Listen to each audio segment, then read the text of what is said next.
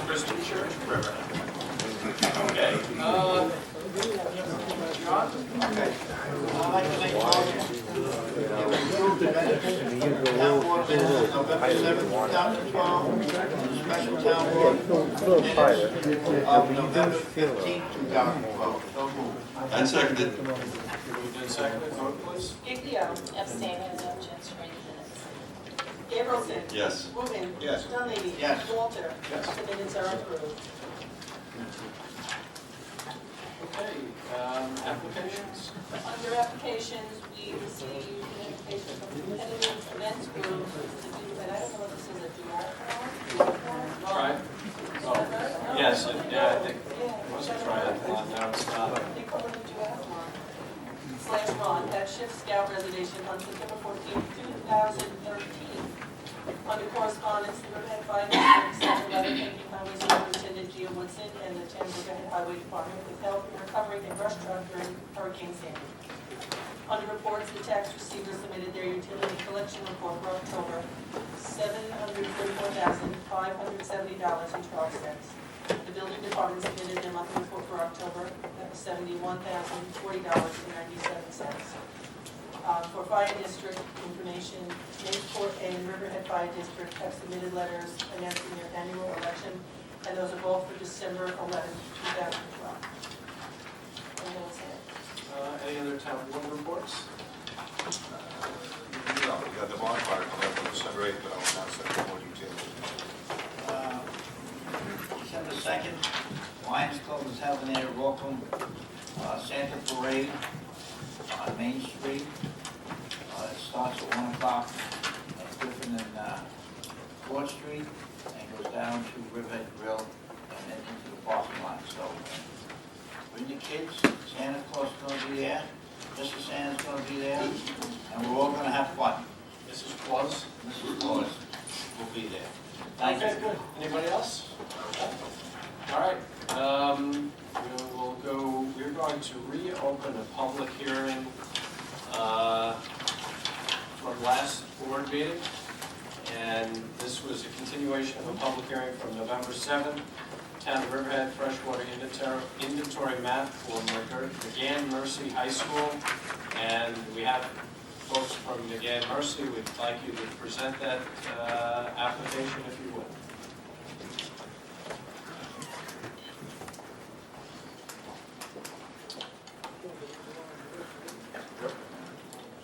The podium, just, you're going to have to give us your name and affiliation. I'm Bob Terry. I'm here for Mercy High School. Carl Semler, principal, McGann Mercy High School. Okay, why don't you present what we're doing here, because we need to have that for the public record. This is the public hearing, public record part. It all has to be put on the record. I did incorporate the entire file in the last board meeting to the record, and there was a question. A lady lives across the street in a house, one of the old farmhouses with a new front porch, she said. She couldn't come today, but I said I would ask two questions. One of them has nothing to do with this. She wants to make sure the lights are not on all the time on the ball fields, shining on her house. So I've said that. And the other one is, she wants to make sure, and I don't know how there's going to be assurances that doing this isn't going to cause increased flooding to her basement. So with that in mind, if you want to present what we're doing, that would be great. Okay. I was You under can lift that, Bob, if you need to. I was under the understanding that we were answering those two questions tonight. I thought everything else was already in the record, but do you want me to go through the You got to go through the project? application for the public record, yes. Okay. This is what we discussed at work session wasn't the public record. This is the public record. Okay. A description of the project? I would start there. Okay, sure. Essentially what we're doing is we're taking the wetland that is to the west of the tennis courts on the Mercy property and expanding it by essentially 3 times the amount we're going to give up on the east side of the tennis courts. There's a portion of wetland that's actually dry, but it's a wetland on the corner of Ostrander and Middle, that once we're done with the first phase to the west, we're going to fill that portion in. In order to get the approval for that, we needed to demonstrate to the DEC that we were going to replace at least 3 times the amount lost. And that was in fact demonstrated and granted a permit.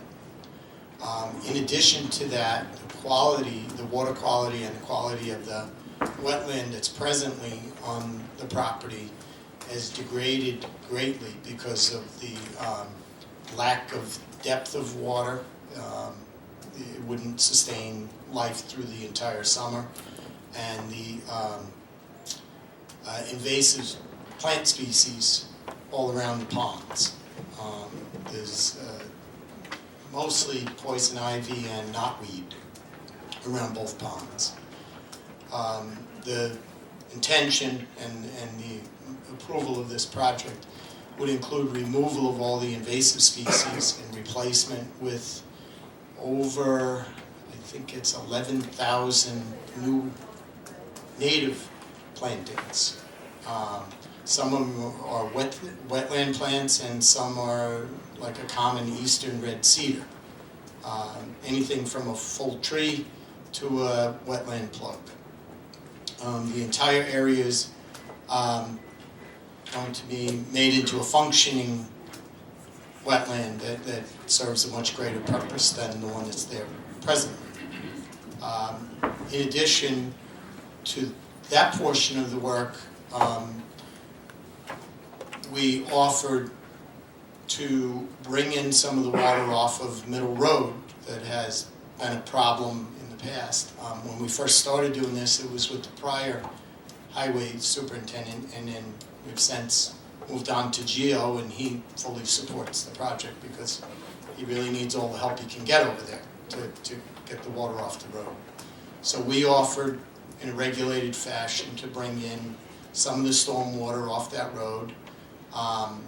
As a wetland functions, we will bring it in into what's called a forebay, which is basically a deeper pocket at the beginning of the project where the heavier sediments, the larger grain size particles of sand would settle out, and then the water would pass from there. That would be like a collecting point for, say, road sand and other sediments that might come down Roanoke Avenue off the farm fields. The next trip or step along the journey for the water coming into our wetland is to pass into a small stream that runs along Middle Road. As it passes through that stream, it's going to pass over different types of wetland plants that were specifically chosen because of their noted ability to absorb different pollutants, different targeted pollutants. In a high flow event, we also have added capacity to that pond so that we could take in more water than we currently handle now. The extent that we can do that, we have to regulate with weir boards. The weir boards are to control the amount of water that comes in and how quickly it leaves the site. It's really a very simple thing. You have weir boards down on Grangeville, along the Peconic River in many places. They were operated by Jim. Diven, yes. I don't want to say that they're simple to operate. He does a great job with it, but it's a simple mechanism that works very well. And we can very quickly control the water level if for some reason and completely unexpected turn of event should come where you would be flooded, we could probably take more. Or if someone decided that they thought that there was a problem with what we were doing, we could turn it off. If for some reason you decided at some point you didn't want us to take your water, can't imagine why, but If you did, we would just have to raise the weir boards, and the pond would function as it, as it's designed without it.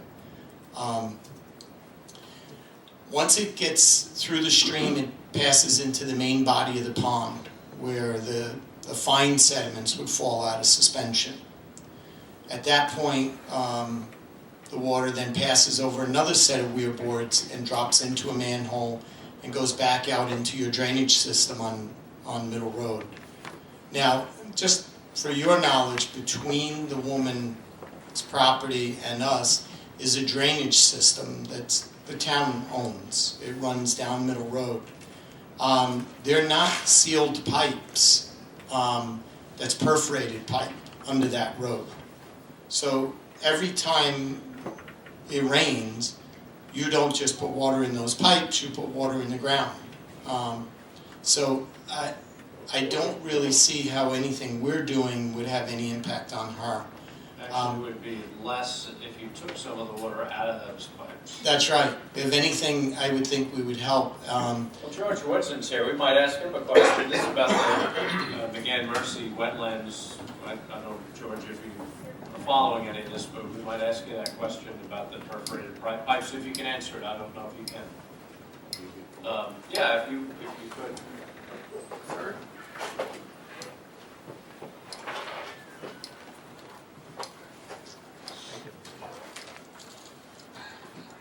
I believe that the pipe is perforated. It also runs all the way down past, I believe just across from where Timothy Hall has that little storage hut. And then it's a bubble out system that bubbles out to where the old duck pond used to be. So this Mercy project it's something you generally support because it's able to take some of our water. Is that accurate? Well, not only that, I like the idea of the filtration system that's going to be imposed with it. And with the amount of water we get until we can do some other things on Rona, we're going to help, divide the water maybe in half and take some of that water and help us, help us out with the drainage system we already have on Middle Road. And it'll also help out, take a little bit more water onto that property. All right, thanks. I appreciate it, George. To continue with the description of the project, the pond that we intend to pond or recharge basin that we're looking to eliminate is in fact the one that's closer to Mrs. No, you don't have to say her name. Okay. It's not here. Yep. But I did notice that her house is directly across the street from. Right, the one that we're looking to fill in. So in fact, the larger body of water that we're creating is going to be further from her house than the current one that's there now that I can't imagine has ever caused her any problem. So with that said, the other portion of the project that I think is really worth noting is that we intend to use this project as an educational facility that will be open to other schools eventually. We've teamed with universities, Fordham University and Malloy College, to help us develop curriculum to teach our East End community, starting with our own on campus, about the function and value of wetlands. In the long run, what we would like to see is this to become a great field trip destination for students all over the county to come out and really learn about what a wetland looks like, how it functions. One of the main ways towns identify a wetland, and one of the first things you start with, is plant identification. That's usually the first thing that someone says, wait a minute, that's a wetland plant. It doesn't necessarily mean it's a wetland because it's a wetland plant, because they'll sometimes grow upland, but that's the first thing that should raise your consciousness that maybe there is a wetland here.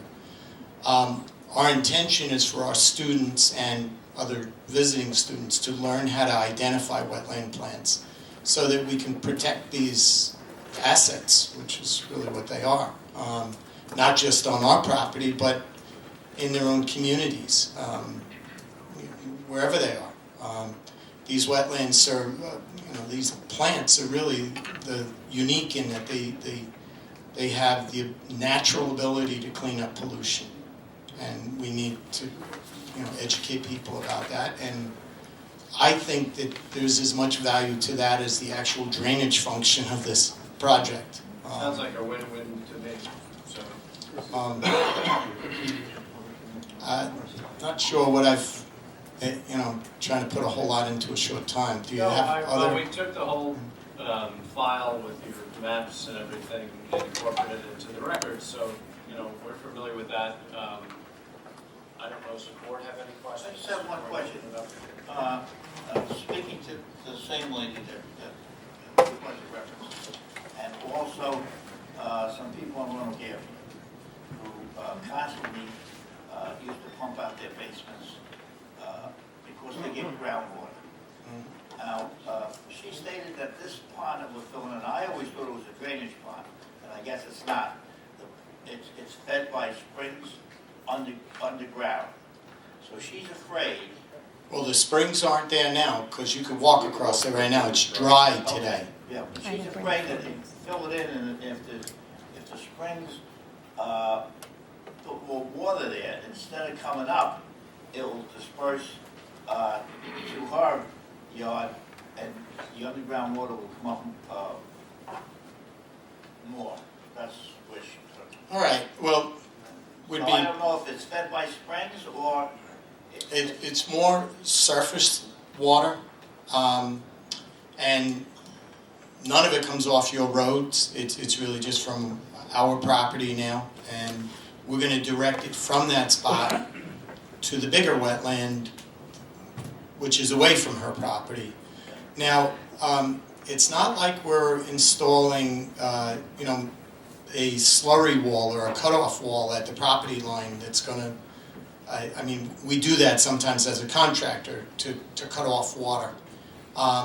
We're not changing or stopping the water from flowing through Mercy in a subsurface way. That will continue. Now, the study of what happens underground is enormously expensive for that watershed, because that watershed goes above Reeves Avenue.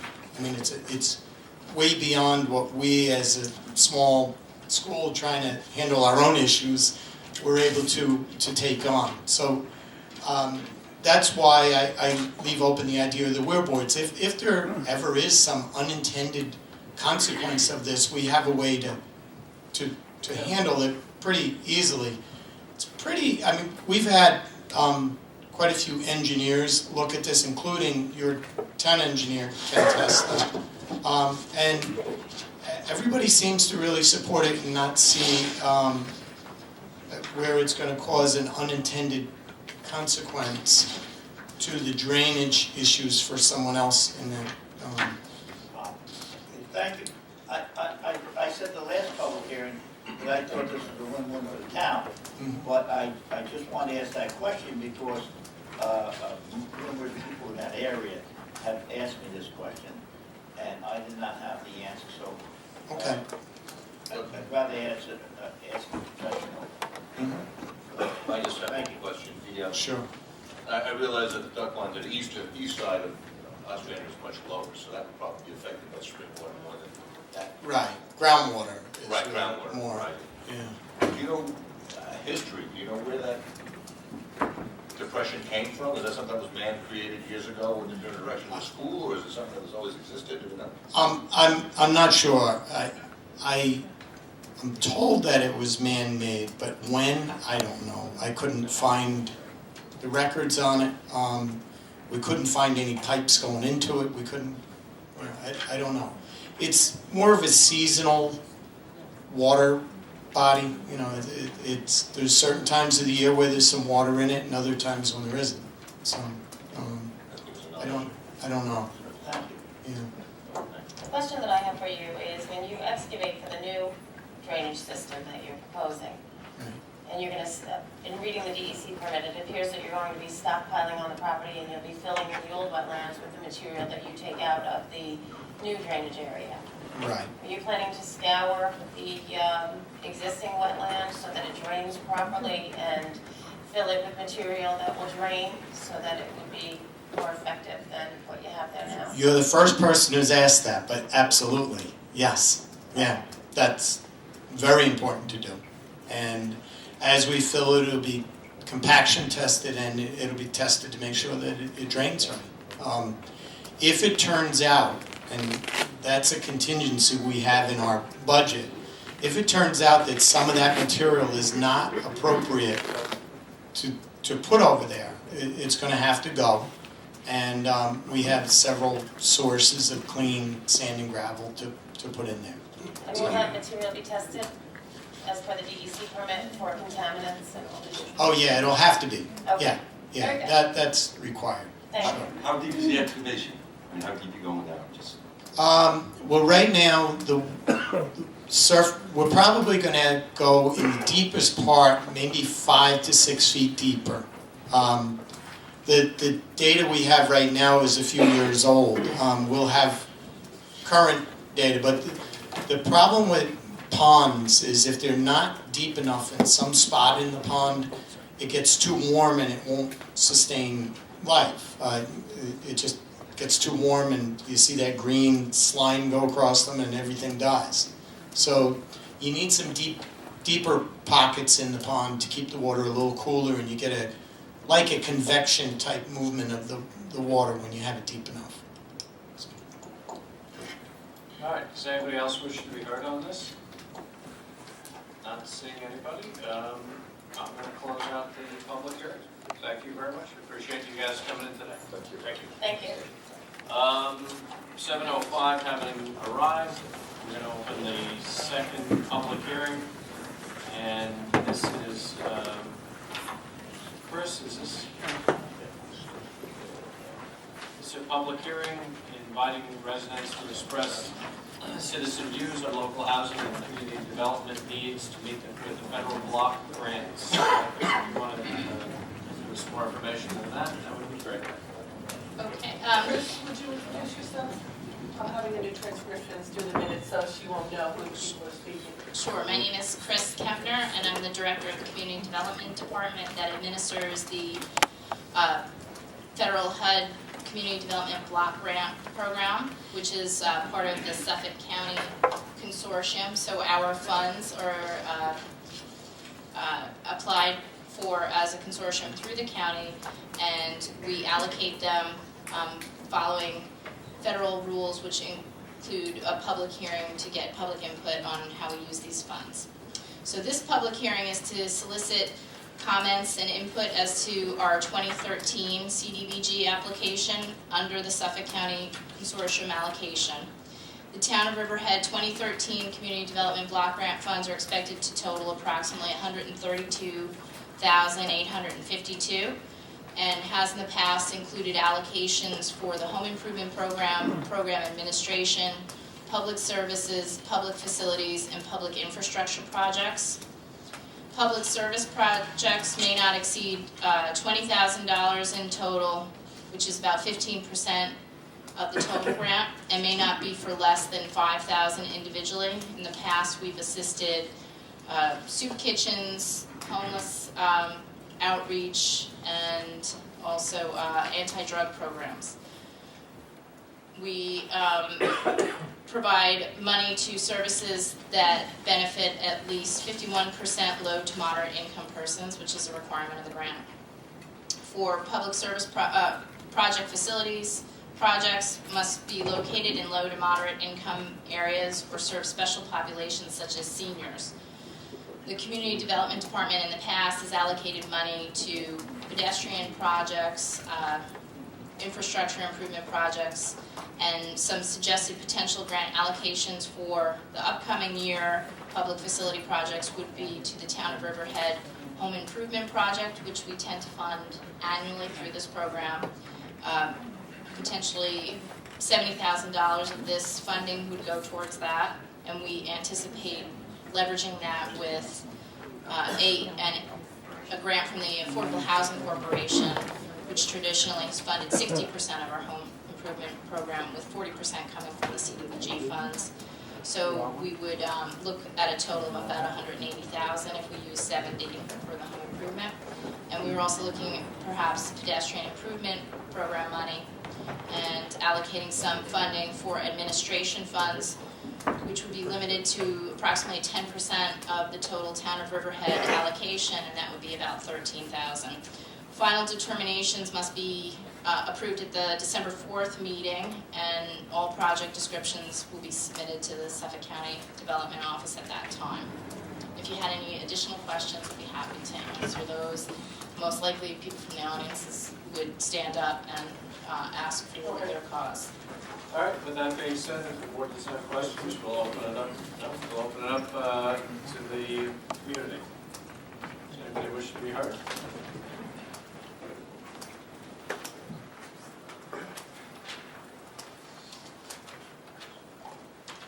Hello, Regina Morris, you know. I had gotten monies through community development. I'm just wondering if you're still working on manufactured homes. Yes, I believe so. That hasn't changed. Because I was at your website to download an application for home improvements, and as far as mobile homes go, it's not working.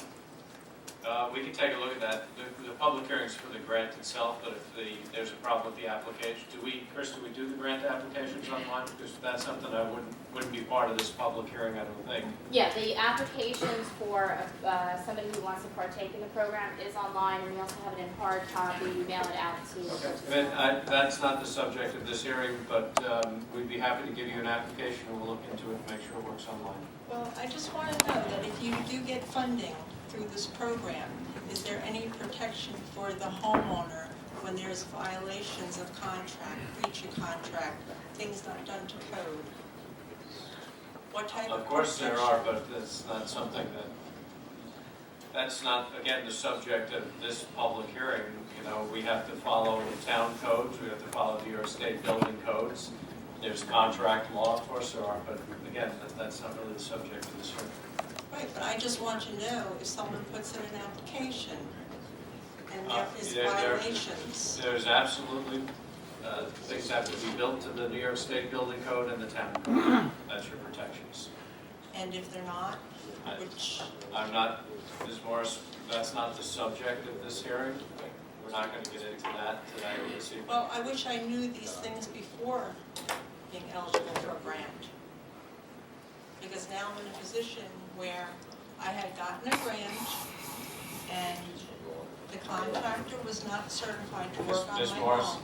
I really want to keep you focused on the block grants, the thing Ms. Kempner, the description Ms. Kempner provided for you. I really don't want to get into individual issues. You've come here and spoken before. We'd be very happy to work with you, but that's not, your individual complaint is not necessarily the subject of this hearing. Well, yes, because there's no protection for anybody that gets a grant. Well, when you're finished up, I will have Ms. Kempner respond to that aspect. Well, why can't I just find out now and let everybody know exactly what's As going soon on as with she community will, development? as soon as you're done with your request and comments, I will have her answer, and then I'll bring somebody else up. So if that's the end of your comments, I'll have her come up and answer that as far as protections. I'd also like to know, in community development, one of the people that you had gotten rid of out of the 11 regarding the budget, you're looking to replace 2 jobs, correct? I believe I had read that on the Riverhead local website. That remains to be seen. Okay, well, anyway, I was just wondering, you had let go of Liz. She was the grant technician, or I'm not quite sure of. Getting astray of this public hearing. There's a lot, this is for community block grants, and it's a lot, these community block grants are for a lot more than just the home improvement program. There's soup kitchens, there's outreach programs, there's a lot of people that apply for different aspects of this particular block. Right. And there's a lot of people in the audience now that would like to be heard as far as what they could apply these applications to. So I think your comments about what happened to you individually is probably best for at the end of the, under just so everybody is protected and they know what they're getting into when they become involved with CV. I don't think we can answer that question. You're the board members, That's you a, belong to it. it belongs to stuff to state building codes, the Riverhead building code. You should be protected and you should go and seek legal counsel if you don't think that it was done to those specifications and bring it to the town that way. That's the only thing. We cannot make a decision here on your situation as far as concerned is the workmanship at your home. I'm talking about the way it's run, not my own personal experience and what has gone on. Well, the grants help 99.9% of the applicants. I don't know what happened to you. If it's wrong, then it should be remedied, but the way to remedy that is not through this town board right now. We cannot make that decision. We are not builders, we cannot inspect and see if it was done to the building code. You would have to do that yourself and present it to the building department or our council. I have made several calls to the code enforcer, Mr. McAfee. Ms. Morris, wrap it up. You are now really afar of what the subject and purpose of this hearing is. So if you'd wrap it up with your final comments, that would be really wonderful. Well, I just feel that anybody that applies for assistance, especially through AHC too, that they need some type of protection. Okay, we And I'm hear surprised that comment. I'm Thank you. surprised that you got another grant through AHC because you were in violation of the RFP. Okay, thank you for your comments. Is there anything else you'd like to ask us? That new gentleman in community development, did he replace Liz? No, we did not, but thank you. No, it's right, you just need to sit there. Oh, right. I will have Chris answer that other question, and thank you for your comments. Sure, but I know you got a lot to hide that's gonna come out. I made 2 calls to Mr. Wooten and 2 calls to Ms. Bigelow and also to, the guy that I just mentioned, the code enforcement officer. Nobody's returned my calls. Can't imagine why. Okay, thank you. Ms. Kempner, if you wanted to respond to the I just section. wanted to go back to the broad mission of the program. Does include the home improvement program, but as Councilman Wooten mentioned, we do infrastructure projects such as Pulaski Street sidewalks and replacement of lighting to put in more energy efficient lighting and enhance infrastructure. So just not to lose sight of the broad mission of the CDBG program, which is the subject of the hearing. The mechanics of the home improvement program are such that an application is made to the town to see if an individual is eligible. And because we have such an overwhelming demand for the program right now, we tend to look for active leaks or something that's a health and safety issue. And the way the program works is we look at those particular instances of an individual home, and we scope it with our home improvement inspector, and we put it out to bid. And the program really works as an agreement between our contractors that have been vetted through the program and the individual homeowner. So it's really an agreement that's much like any contractor relationship. So what we first do if there's any issues is we ask the homeowner to deal with the contractor individually and as much as you would with any home improvement job. So with statistics, there are some projects that won't be absolutely the first time to the homeowner's 100% satisfaction, and we encourage the contractor to go back. I don't want to speak about any individual topic, but we have full support from AHC, HUD, Suffolk County, and even some of these issues that were being discussed at the podium have gone to Suffolk County Consumer Affairs. So I just want to make the record clear that there's nothing outstanding, and we've been working to resolve any issue that any homeowner has with any contractor. Good. Thank you, you're doing a great job. Does anybody else wish to be heard on this? I saw some people before. Yes? Hello, Ms. Picosa. Hi, I'm Felicia Skakoza from Riverhead Community Awareness Program. CAP, Riverhead Community Awareness Program, is once again applying for community development block grant funds to help support our prevention and counseling programs, specifically at Roanoke Avenue Elementary School. We provide a full-time social worker that splits her time between Roanoke Avenue School and Phillips Avenue School. The Southampton Town Community Development Funds help support her position at Phillips Avenue Elementary School, and the Riverhead Community Development Funds help support her position at Roanoke Avenue School. As I've said before, every dollar that's invested in prevention has a return of between $2 and $20. So at a very minimum, you're doubling your investment when you invest in drug and alcohol prevention programs.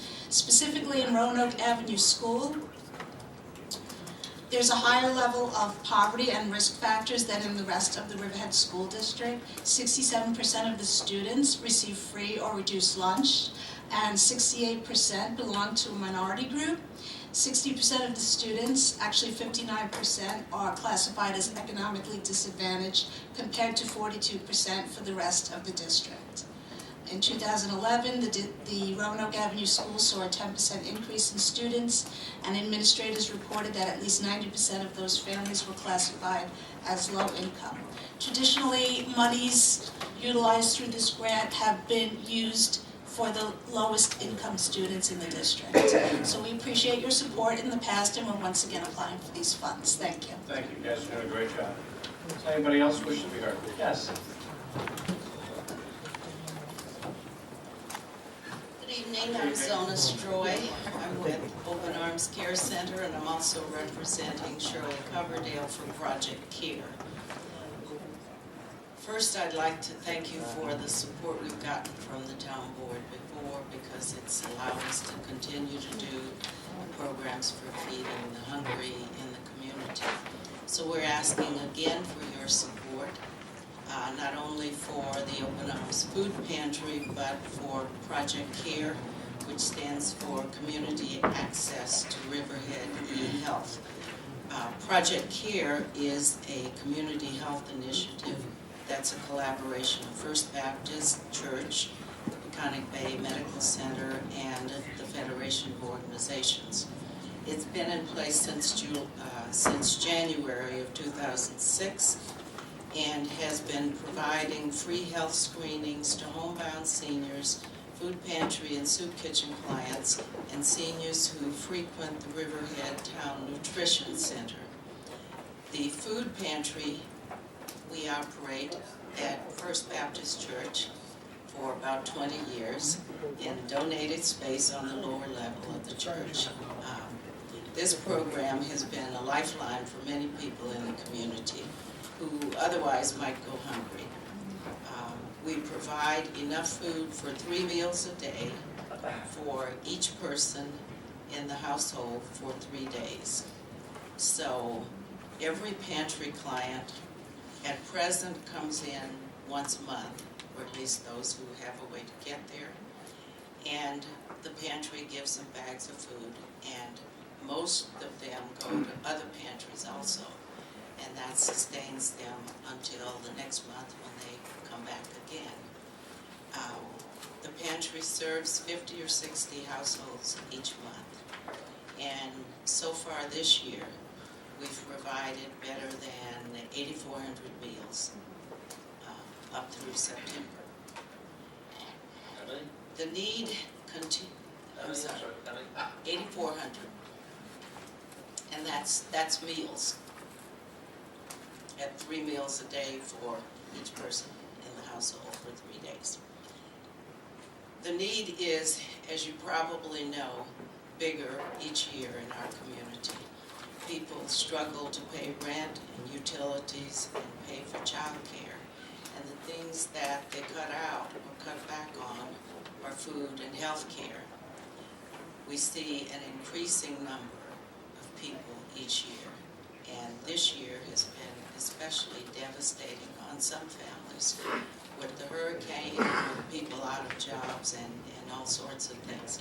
So Project CARE tries to at least give people an advance warning when they're going to have some serious health issues and help them figure out how to solve them before they're devastated by them.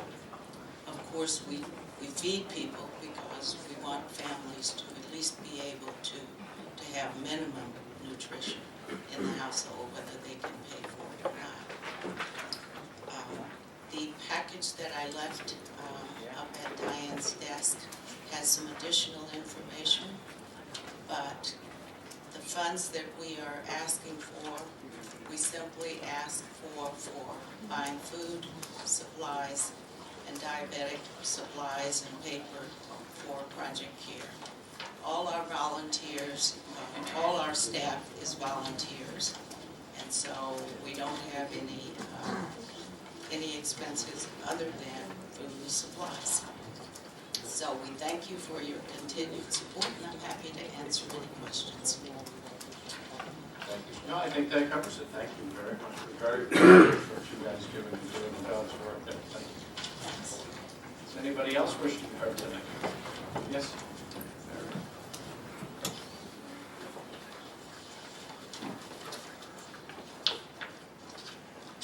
Have a handout for you? Yeah.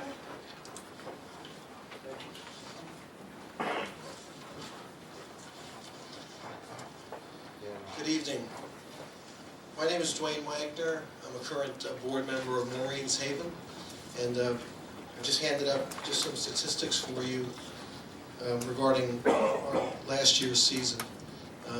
I chaired the board the last prior 2 years, and I'm currently a board member of Maureen's Haven. For those that aren't familiar with Maureen's Haven, we're going into the 10th season of the Maureen's Haven overnight program. The mission of Maureen's Haven is to empower and protect the East End's homeless. And the services are delivered in a unique way in that there's a lot of compassion and, quite frankly, love in the delivery of the services as distinguished from other sheltering programs. Maureen's Haven is comprised of 32 houses of worship from the town of Riverhead through Montauk. We just recently added a house of worship in Montauk. So there's 32 houses of worship, 1,500 volunteers are raised among those 32 houses of worship. And the basic program is we are located in Riverhead. The last 2 years we had a ribbon cutting. Mr. Walter was nice enough to attend that. We have a day center. The whole board went to that, actually. Was the whole board there? Oh, okay. Thank you. The day center is now at 28 Lincoln, and that actually has helped alleviate pressure that previously existed in screening at the train station. During the day, approximately 35 individuals that come out of the individual house of worship overnight come to the day center, so they're there, out of the cold. They're given job placement services, computer training, and other enhanced services just to help them basically break out and become employed citizens. And that's the goal of the day center. And obviously, the need every year increases with these recent turn of events with weather. To give you an idea, last year, and it's in the handout that you have, we operate 7 nights a week, and the average amount of homeless individuals that were brought into 1 or 2 houses of worship that were on for that evening was 50 individuals per night from November 1 through April 1, with a high of 82. So I think a lot of people on the East End don't really realize that there's that many homeless individuals here, from Riverhead to Montauk. But just our organization handles on average 50 individuals a night. So needless to say that it's a broad base that we try to assemble funds in, and we appreciate the fact that Riverhead has participated in the past, and thank you for that, and respectfully make an application to be part of your community grant program. The funds specifically will be used in the day center that's located in Riverhead. And if you have any questions, obviously we'd be happy to answer them. No, I will make one comment. We're constrained because I think we only have 20,000, is that correct, Chris? We're gonna try for 25, but. We're trying for 25, which we did last year. I think you guys got cut out of that last year. And I know several people have asked for $10,000, but I think we typically give $5,000 because it's a minimum of $5,000. And we're gonna do the same thing, and hope that we can squeeze out 25,000, and we'll do what we can, but, you know, we're in a tough spot because of the way they allocate this in $5,000 blocks. But we're gonna, and I don't mean to say it to you, I'm just saying it to everybody, there could be one that gets cut again out of the 5 we typically do, because we used to do you guys get cut. I think that the resolution that we're untabling and amending, Chris, is for this year. That's the one that you guys did get funded under the 2012 one. So you see that, that's for this year, not for the year that we're in the public hearing for. Right, understand. Understood, thank you. All right, thank you. I have one question and one comment. I think there's more homeless people than you stated, unless you help, but I think there's more homeless people in the town of Riverhead and on the east end than what has been stated. I think you guys do a great job. Thank you. Now, are you gonna still, do you still pick up at the railroad station? No, Or is it going, everything's going to the day center? everything in Riverhead is, the screening is done at the day center, so that congestion has been eliminated with the opening of the day center. Like the railroad station? Yes. Okay, and you're dropping back off up there. Okay, that was my only comment, I just didn't know where you were picking people up now. I know they used to line up at the railroad station. Right, so that, we addressed that with the opening of the day center. Okay. Yeah, that was a huge, thank you. All right, thank you, Thank you. Mr. Wagner. And does anybody else wish to be heard tonight on this?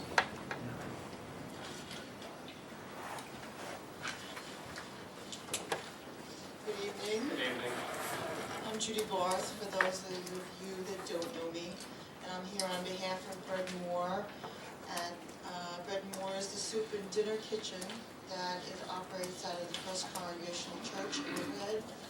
We've been serving meals for over 20 years there. We serve 3 nights a week. And in the course of a year, we serve probably close to between 15 and 20,000 meals in that year's time. It's $2, roughly $2 per meal.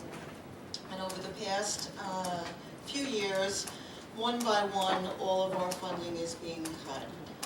Graciously, you've given us funding for the, I know, since I've been asking for the last 3 years, and it's been more years than I'm aware of. I think that you've been helping us out. So without that funding, it makes it a struggle to get through the year.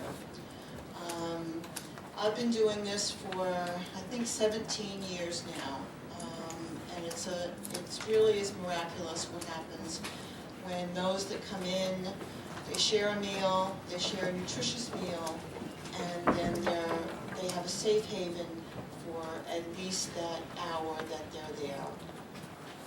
So once again, I'm asking for your help and support for this. We cannot operate unless we have help such as that the town gives us. We are totally a non-for-profit, and we're run solely on volunteers. And that's it, and I'm sure I appreciate your help. Is there any questions or anything? Just one question. Sure. The $2 a meal, is that the cost to you? That's the cost to us, yes. For serving that meal? Yes, yes. Between paper goods and what we have to purchase, we have to go under the guidelines of the health department. When we cook food, when we package food, if we do package it for anyone to take home, it all has to be met with health department requirements. Along with our cooks are also health department certified. Thank you. Thank you. Thank you. Does anybody else wish to be heard? Okay, I'll close the public comment portion. Chris, are we under a time constraint? Can I leave it open for written comment, or we are under a time constraint? I think we leave it open until December 4th for written comment, and then you can submit to the town immediately. Okay, so you want me to leave it open until December 4th for written comment? Till November 30th, and then we would submit Okay, it so we'll leave it open then till November 30th for written comment. That would be fine. And then we will adopt something on November 4th. Thank you very much, everybody, for coming out. We have one more public hearing. And this is a public hearing scheduled for 7:10. 7:10 haven't arrived and left, being 7, almost 55.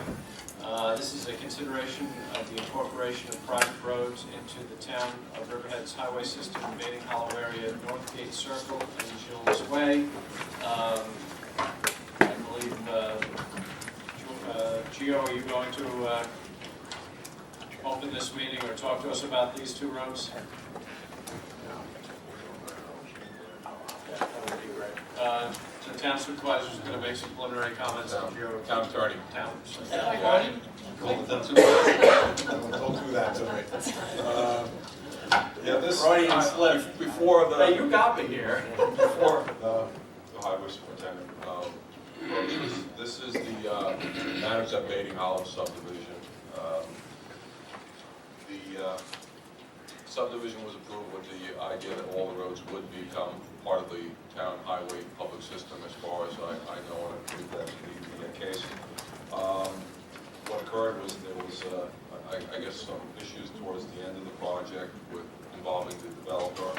The roadway systems were not originally dedicated to the town as they were intended to be. There was some work done after the fact to get all the roads into the town highway system, except that somehow Northgate Circle and Gilles Way got overlooked. It's probably been more than 10 years where the residents have been, making some inquiries to the town.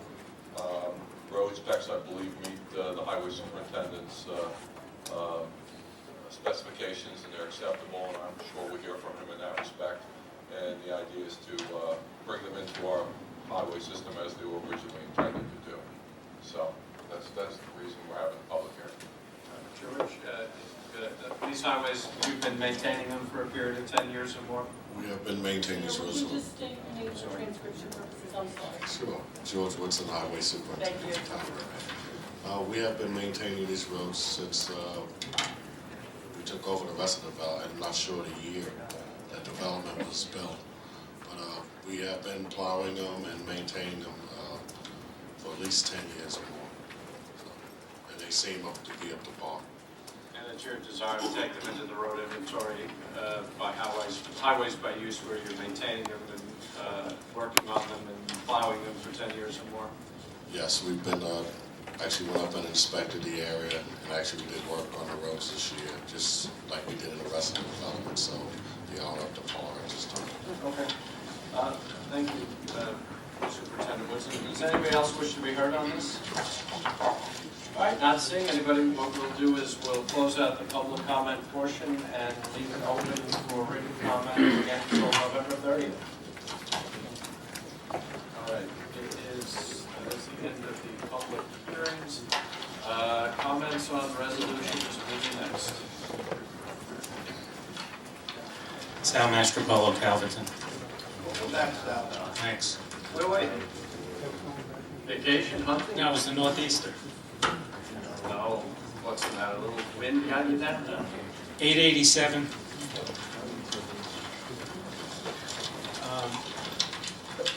On the attachment to 887 in the letter from H2M, the first bullet, under the base, it says, based on our reevaluation and assuming the current bidding environment remains the same, we have determined that the hangar pump station construction cost may be reduced by approximately $70,000 by instituting the following.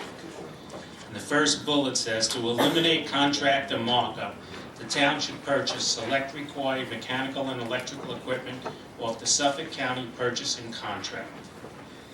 I would think that that's standard operating procedure, and we should be doing that all the time, not just when the bid comes in higher than the budget, and then we cut the bid down. You would be accurate. Yeah. Well, then why aren't we doing it?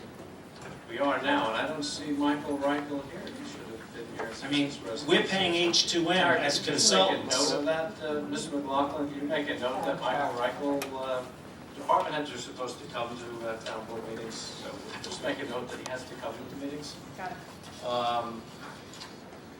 You would be accurate in that assessment, and in the future, I and the board will be asking that question. It's not something that I think we were all that familiar with.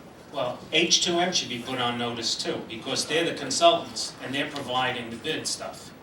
Okay, we should make it very clear that all future bids, we buy under the contract and we don't allow the contractor to make markup on it, which in turn gives H2M more money because they're getting a percentage of the total project.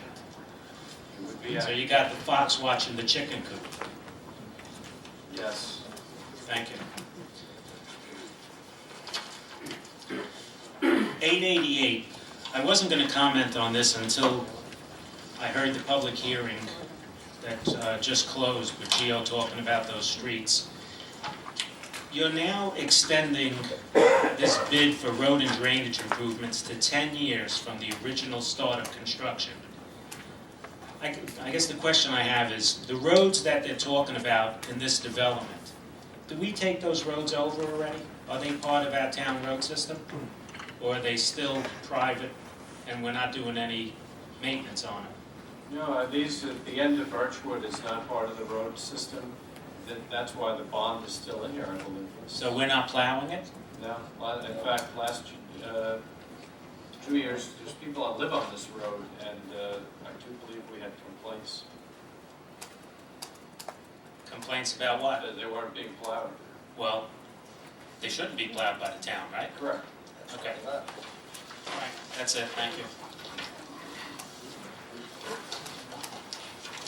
Anybody else wish to be heard on resolutions?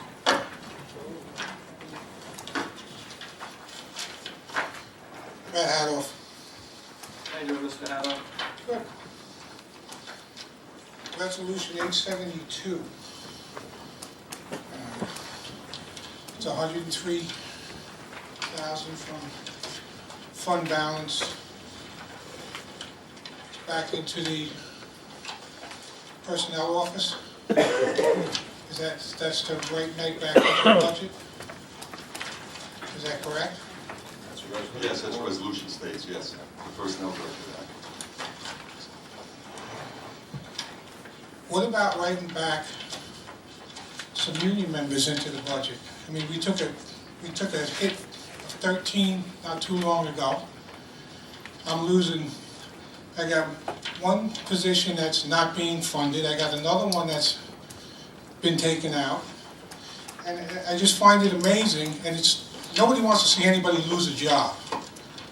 But I find it amazing that we can pull resolutions and money out of fund balance, and we can fund management positions, people that don't live in Riverhead, that don't pay taxes to Riverhead, that don't vote in Riverhead. We can write them back into the budget, but we can't write back a union member. We took 13 2 years ago, we're taking another 2 now, and you know what? Jody, you sat down this week with Jack Weary and you told him you were writing him out of the budget too. That's absolutely pathetic. And all of them, you're the one that sits there all the time and says, that person doesn't live in Riverhead, I vote no, we're not hiring him.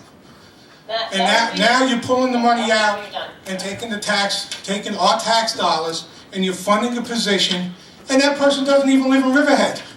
Why don't you do the right thing and fund some of these union jobs? We took a hit already for 13, another 2 now. It's pathetic. I would urge the board to vote no on these. Let the supervisor's budget ride. You know what? I lose less people that way. Well, I lose less members that way. We're putting the youth bureau director back in for July 1st. That's in the budget. No, why don't you put youth bureau back in for January 1 and put the personnel office back in for July 1st? Why don't we try that for 6 months? Youth director completely. Why don't we try that for 6 months? Matt, I sat down with you earlier this week and I explained to you that the entire board decided to eliminate this part-time position with the exception of Councilman Wooten, who wasn't in the meeting. No. Because I am the liaison to the building department. They asked Councilman Gabrielson and myself to speak to Mr. Weary and let him know that Jody, that position was being eliminated. It was you a board didn't say a word to decision. me until I approached you. And I didn't approach you until after I was approached by people from the building department. Well, So you're let's make saying- sure we got it right, You're saying that because I cut you're him doing out of the all budget. of this back You door. have a microphone there, you don't have to speak. You're saying that I cut him out of the budget. There were You 4 did. members of the board that made the decision because they felt that it would be prudent to have a full-time chief building inspector, senior building inspector, with all the commercial development that's going on out there, and the need for a full-time commercial building inspector rather than a part-time commercial building inspector. And So it was a 4-person decision on this board, and myself as liaison with Councilman Gabrielson were asked to speak to the employee, which we did. So we spoke to the employee. Under that 6-month agreement to extend Sharon, the original agreement was to promote one of the 2 building inspectors that you have. It wasn't to hire somebody else and lay someone else Well, off. that's what we're hoping to do, is That- to promote no, one you- of the building inspectors. You're that not we offering have. to do that. You're And offering to also- lay off another part-timer, another building inspector, Right. someone else covered under our contract. Matt, these are 2 retired employees one is of the town of Riverhead, one is of, a different job, that are making $30,000 a year from the town. We were asked to speak to the employee, we did. Jody, And as far as the employee that you're saying that doesn't live in the town of Riverhead, there are a lot of people that started employment when they lived in the town of Riverhead. We don't fire them when they move away. I'm not asking you to fire anybody. As a matter of fact, I believe the first thing I said is nobody wants to see anybody lose their job. Let me make that clear. If you didn't hear me, I'll say it again. I don't want to see anybody lose their job. No one. And the sad thing is, there's 16,000 tax bills that go out. You're talking about $100,000. You know what? $6 per tax bill, you wouldn't have to lay anybody off. That's pathetic. I'd like to see you do the responsible thing by the taxpayers of this town. That's what I'd like to see you do. I would urge the board to vote no on this one, vote no on 873. Let the supervisor's budget go through. I'm only losing 2 spots then. It's that much less I gotta fight about. Oh, by the way, Jack's right there. Just so you know, that's the guy you're firing. Actually, Jack, why don't you stand up? Actually, the decision was to end the employment as of December 31st, and we asked him to stay through April because there is a great need for it, and we do not have anybody to fill the position, and we want to make sure that the service is being provided. So, and if you read the budget, I believe his salary is still in there with Sharon's, and Sharon's is also. So anything can happen. We can say April 30th. We're not done with Hurricane Sandy, and we still need a residential inspector to fill in and do these inspections. We're trying to do it responsibly. It's not easy. We're cutting back everywhere we can, and it was a board decision to do so. Doing the responsible thing is to put the taxpayers first. That's the responsible That's why we're thing. leaving No, you're this not. position until You're not. the What end of you're April. doing is you're eliminating a taxpayer, someone who votes in Riverhead. That's the guy you're letting go. It's pathetic, Jody. It really It was is. a 4-person board decision with 1 absent. Jody, I don't care Why are you who directing voted. this at me, Matt? Because you're the one that sat down with him. Because I You're was the asked liaison, to. right? I was asked by the You're the one. supervisor to You're sit the down one with that him. sat down with him. I was asked The by supervisor's to budget sit doesn't down. cut him out. You're gonna let her speak, or you're gonna keep it left? No, the supervisor's budget doesn't cut her out. Anything else, Matt? The supervisor's budget is no different than this. Neither one of them cut it out. That money's gonna be in there for a decision we're gonna make in April. You shouldn't have to make a decision at all. He shouldn't have even been talked to about it at all. You guys, you run these campaigns, taxpayer first and everything else. Do the right thing. Do the right thing once, just once by the taxpayers. And you know what, Jody? I will remember in November. Absolutely. Thank you. Does anybody else wish to be heard tonight?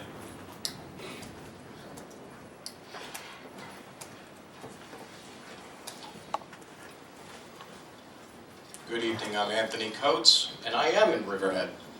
On my way over here, I stopped by a gas station, and I swiped my card. I pressed a few buttons, I filled up, and it spit out a receipt, and I probably threw out that receipt, and now I owe Chase $60. The other day, I took my daughter out for dinner. We shouldn't have had dessert. We did. We didn't need the calories. The meal was expensive. I plunked down my credit card. I owe Visa $28.65. My point is, it's very easy to sign your name to a receipt. That's why they give you chips in Las Vegas. If there were a lot of money in front of you, you might not place your bets. Today, you're going to talk about the budget and adopt a budget, and the theory and the talk becomes reality. I see Meg Ferris in the back of the room. I don't really know her. I know her face. I've seen her in the restaurants around town. I've been in the same room with her. And I take no joy looking her in the eye and saying, I don't believe that this town needs a person. Someone has to make that call. Someone eventually has to say no. Matt Hadoff spoke about it. In a campaign, it's one thing to talk about being conservative, it's another thing to actually do it. And tonight is the night you're judged. This town is small enough, I don't think we need a personnel director. And a good board looks an employee in the eye, as I just did, when they're letting someone go. I believe we don't have the money, and we have to make a tough choice. In many ways, it's easier to cut the youth director position, because it's not in the budget right now, and there's no one in the slot, and it can be attritioned out. And no one wants to look our kids in the eyes, and no one wants to tell them that we don't have a program. But we have to be creative and get the job done for our kids. If it means volunteers, it means volunteers. But I would urge you tonight not to fill the position because we don't have the money. I don't want to wave goodbye to anybody. This is a small town and we all know each other here. When someone loses their job, we usually know them by name. I want to see us develop a game plan when an employee leaves that we assist them and we ultimately try to handle and help everyone who's displaced in the budget. But we can't add back positions because we don't have the money. But most of all, what I don't want to see Riverhead do is tell every family across this great town that we've signed a bill on their behalf, and that when that bill comes due, they say to us, they don't have the money. We can be gluttons at the buffet table, and believe me, 96 pounds ago I was. We can be gluttons at the buffet table, and it's easy to say, just one more piece, I'll have another bite. It's easy to add things back to the budget. It's easy to find savings, as this board claims to have done, and then go on and spend that and spend some more. It's hard to turn away employees. It's hard to make cuts. It's tough to say no, but I think tonight you need to say no. Everyone, every poll, every instinct, every survey, every time you shake hands with someone, they say, we all want to see smaller government, but when does it come? When do we actually put the stamp on it to make sure that we deliver smaller government? When does the pain get spread among, Matt spoke about the 13 employees, when does this pain get spread from up to down? Everyone talks about duplication of services. Everybody pays lip service to that, but when do we actually have the rubber meet the road? When do we actually create smaller government? We need a government we can afford. The well is running dry. We are headed for sustained double-digit tax increases once we peel through the surplus we have. We are operating on a credit that we keep drawing down. And it means that we don't have the money. So when you find savings, this isn't like I found $10 in a jacket I haven't worn in a while and I run out and buy a coffee culotta. This is money that is coming in the way of savings where board members have spent their time and patted themselves on the back about savings they found. Put them to the bottom line. Take those savings and put them in the budget, because that's the only way this town's going to close the gap. You cannot any longer dither and argue as a board. You need to stop the nonsense and get down to business. You need to bring real revenue to EPCAL and not talk. And you need to do it right now. And you need to move across the aisle and talk to each other and recognize this isn't about egos, it's about issues. You have to do the job that people elected you to do. And what they elected you to do is to bring them smaller government, and if you find savings, take them to the bottom line, because we don't have the money. We can't have hope for the best budgets, where you overestimate the amount of revenue and underestimate expenses. We have to work with displaced employees to help them find other jobs. When the surplus is gone, we're looking at $1,000 a year tax increases. And I'm telling you, the taxpayers can take no more. There are houses underwater in this town, and not just from Hurricane Sandy, but financially. And there's another financial storm coming on the horizon. And I need you to challenge the status quo and to do better. Thank you. Mr. Coates, I'd like to ask you a question. Weren't you lobbying the board for a $100,000 a year job just this past April, asking to create a position for yourself when you were the supervisor's campaign advisor and you were looking for a job? Weren't you asking us to add $100,000 onto the expense of the taxpayers of this town, which I believe, do you own a home in the town of Riverhead? No, I don't. Okay, so you wanted to add that onto our backs as taxpayers and homeowners, but now you're here protesting about putting 2 jobs back and sending 2 people out on the street that have jobs and that will no longer have jobs, but you are more concerned about creating a job for yourself. No, here's what I am concerned about. What I'm concerned about is that this town is a hamster on a treadmill in a race it can never win. What I'm concerned about is that every year you tilt in the margins. What I'm concerned about is the fact of the matter is that you came up with savings. But the savings that you came up with are fairly dubious. And what are you doing with those savings? You're pushing those savings right back into spending more money. So you called yourself a conservative, but the fact of the matter is you didn't conserve anything. The position that you're trying to malign, that I was up for a resolution for, is a position that would create revenue. What you need to do in this town is create revenue. You don't think we need to create revenue? No, I don't think that position would have created revenue because it was supposed to be a 1-year position and we're coming up on that 1 year and we still have no results at EPCAL. And you've been with the supervisor as a volunteer, it's been stated time and time again, without pay, and you were unable to accomplish it. So, and when you speak of duplication of services, there was no duplication of services. Personnel director is a 1-person department. Youth bureau director is a 1-person department. There is no way Did that this those town get by without a personnel director?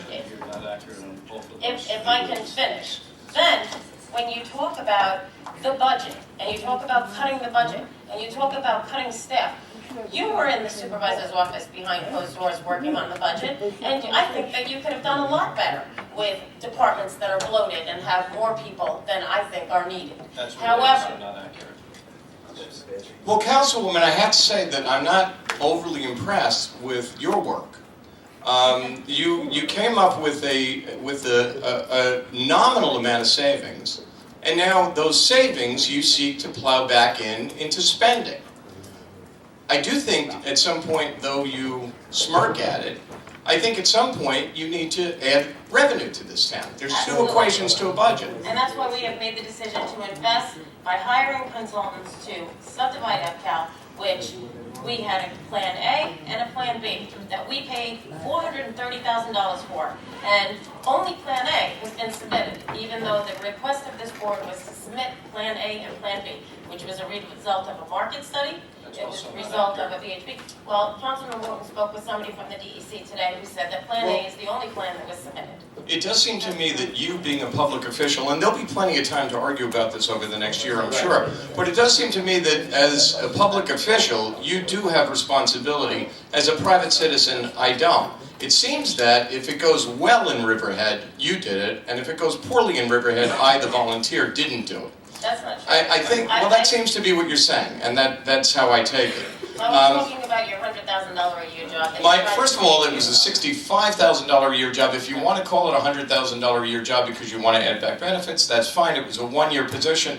In any event, I'll tell you what, it would have been a good thing to do it, because you know what? We'd be further down the road to actually getting EPCAL online. The most significant piece of economic activity that's taken place at EPCAL in the 4 years you've been town council person is cars parked on the runways right now. Mr. Coates, you don't know what I've done as far as economic activity at EPCAL. This town council position is supposed to be a part-time job. My other office is in EPCAL, and there have been a lot of people in EPCAL that have needed help, and I have been there 100% for them. And I have done everything in my ability to help every business owner and to help every resident in this town and feel that I have been a responsible board member. As you announcing your candidacy and coming up here to criticize what I have done, I am not surprised. And it just shows your Councilwoman, well, I am a character, you're right. Councilwoman, I read a script. In no time did I mention campaigns. At no time did I mention you. The councilwoman is engaging him. I guess we're saying, it'd be nice to smile. We appreciate it. I will We put don't her, walk over to smile. She's smiling. I am smiling. Let's leave it at this. I will put her down as an undecided for the next election. Thank you. Okay, would anybody else like to be heard this evening? Mine wasn't made up before, it's made up now. Are you standing up to be heard, sir? Yes. On resolutions? Yes, I'm going to come in under a resolution that Your involves... name? All right. Affiliation Good or evening, hamlet? guys and gals.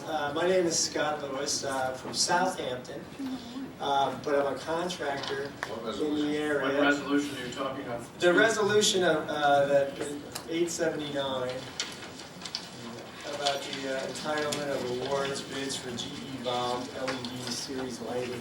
I happen to be an authority on the subject, so I figured I'd raise your level of consciousness on that subject and the conflicts of interest that may be involved. But I'm also here to promote a resolution to support the public election of trustees of the Long Island Power Authority. Okay, we're not going to have that conversation now. That's the conversation after the resolutions. Okay, I just wanted to clarify that. Yeah. Okay, but with regards to this resolution, if you're looking for LIPA rebates, don't hold your breath. Okay, thank you. Does anybody else wish to be heard on resolutions? All right, I'm going to make just a very brief statement to the board, and the board can vote their conscience. I'm standing by the budget, and I'm doing it for this reason. It's very easy to under-budget the town, but I don't think that's what we should be doing. It's very easy to look at the lowest possible costs that it would be to operate the town and the highest possible revenues and come up with a budget. That's a budget that's destined to fail. I didn't do that in this budget. We averaged out our costs, we averaged out our expenses, and that's how we came up with the budget. There are several things in this sort of omnibus budget, 873, that don't need to be cut, because even if you don't cut them, it would be impossible for anybody to spend them. And the problem for us is that from time to time, things come up during the year, and they have to find the money in the budget. If you don't find the money in the budget, you're going right into reserve funds to take the money. So there's not much of a cushion in here. I don't agree with the $143,000 as we talked about, but there's a little bit of a cushion in here, but it's very small.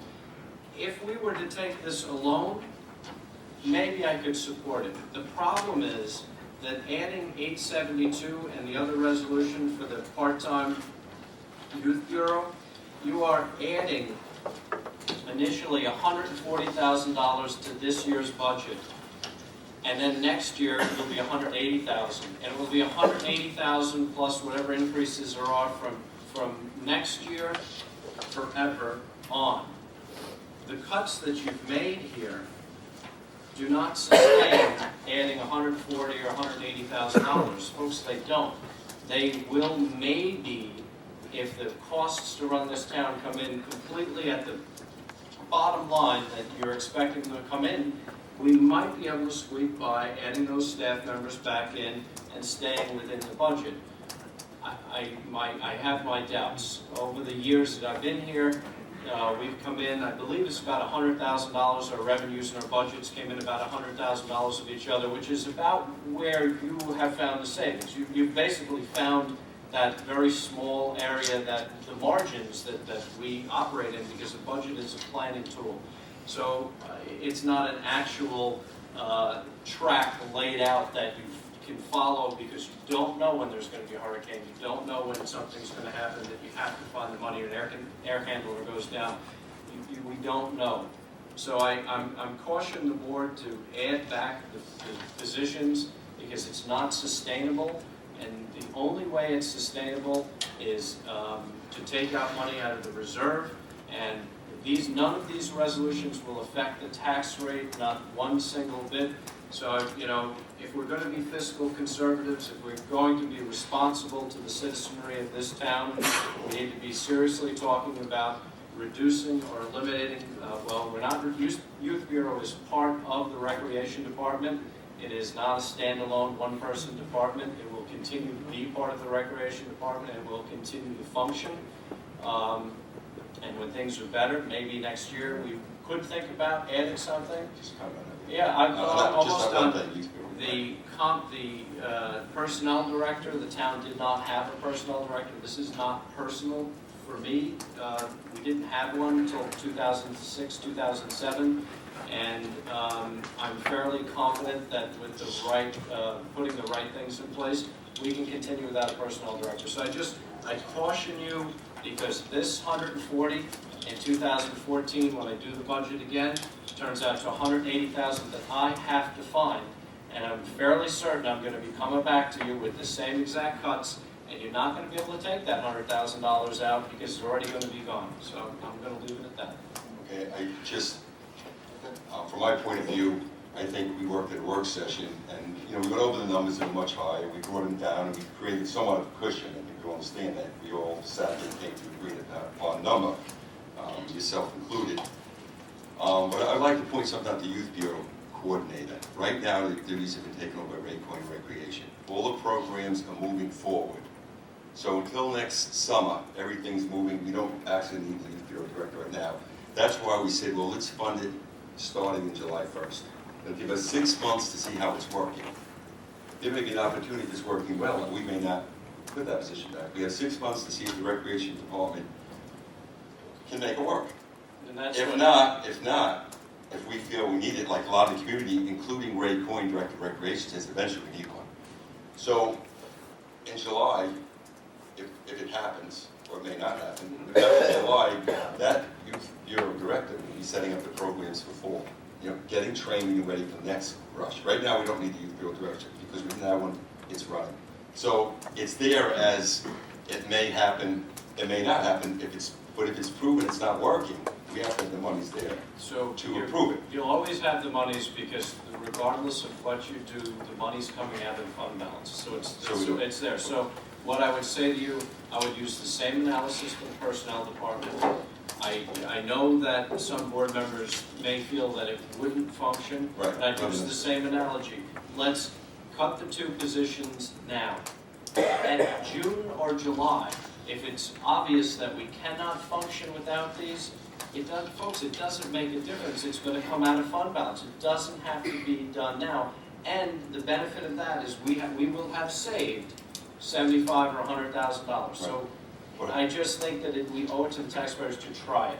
But to the people involved with the Youth Bureau, it's a good program, and every dollar we invest, we get back $2, $3, $4 for it.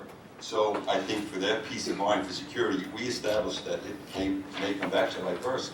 That's why we established that now, because once it goes away, it won't be this budget, it's not going to happen. I don't think that's true. Now, once it's been established July 1st, now it's up to us to make the decision again. We move forward with it now.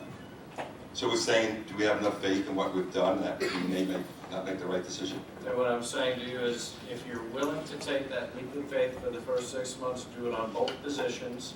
For the first 6 months, let's take that leap of faith for 6 months with both positions.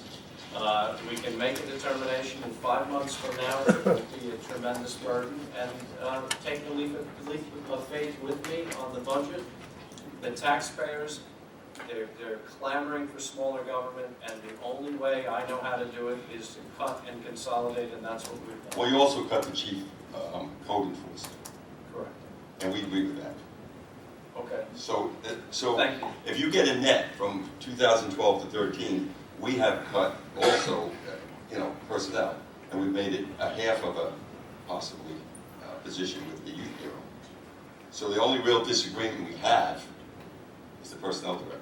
No, the disagreement is both. Not disagreement, I mean that position. The point that I'm making is, following your logic, is let's give it a try. Let's give it a try. We owe it to the taxpayers to give it a try. Cut both positions, look at it in July, and if it comes out that there's not possible that we can function without a Youth Bureau or a personnel director, then we bring it back. And that is something, I understand that is a legitimate. I agree with you on the youth bureau position, but I still want to put July 1st. It's either way. It's what we put right in. But accommodate on this week, but I just have a different spin on the personnel director. I don't think that we could function. Jim, after the work session last Thursday, the supervisor asked you to go out and do an investigation and speak to some employees and speak to some of the people. I mean, morale in this town is, I feel, down. Productivity is down. I feel that eliminating personnel director is only going to make it worse. Jim, what did you find out? I found out that I'd like to vote on it. Okay.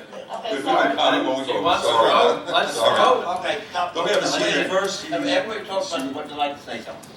Okay. Okay. You're the last guy? I'm the last guy. Okay. You're the senior. I am disappointed that we're not going to have a youth bureau director. Youth bureau is run by volunteers. We need a coordinator. And if you start saying, well, in July, we'll see if we need one, and you start looking for a youth bureau director in July, you're not going to hire one until October or November. And then those winter programs will have to go forward. This decision has to be made in May. In May. And we say, okay, let's start looking. Because volunteers need a coordinator. The recreation department has enough work to do. And Ray Coyne does a good job of what he does. The reason why it's out of the recreation department is because nobody wanted to fund directly the youth bureau. And I think the youth in this community, when the budgets are cut, suffer. And just like was said before, for every dollar we spend today, we're returning $20 in 15 or 20 years. Because if we save 2 or 3 children, that's 2 or 3 children that are not going to be in the system, which will cost us a heck of a lot of money. So, I was against abolishing it at all. All right, well, we talked about May. You're done, let's go for the votes. Okay. I mean, We have this. you have a CDA Couple resolution? CDA. Well, we don't, Yeah. everything's Two of them. changed. That CPA We do it resolution 19? works. No, CPA 19 is 19 is changed. now 893, and pay bills, which was 893, is now 894. This is way in the back. Has it been amended?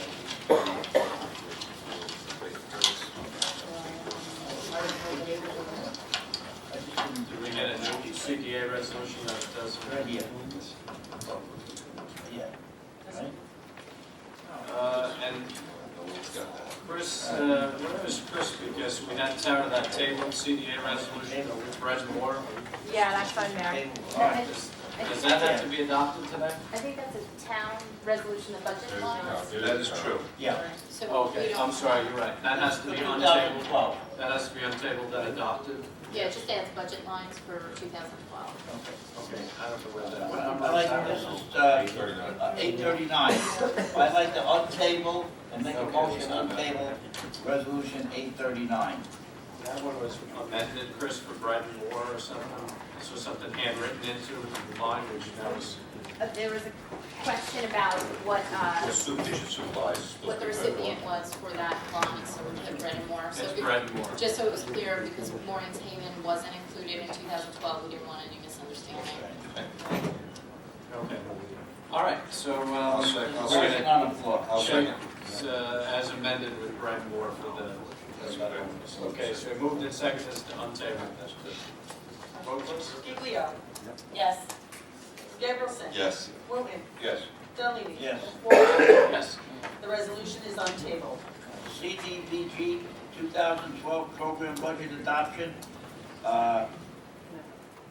With soup, kitchen supplies, change to Bread and More. So moved. Second. Moved in second, vote please. Giglio. Yes. Gabrielson. Yes. Wooten.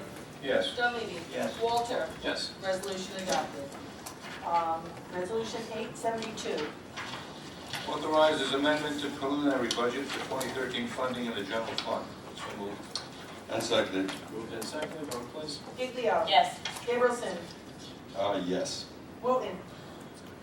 Judy, in response to your question, yes, I had some concerns. I wanted to make sure that town government can operate without a personnel director. And you're right, and we did for many years. Most of my police career, we didn't have one.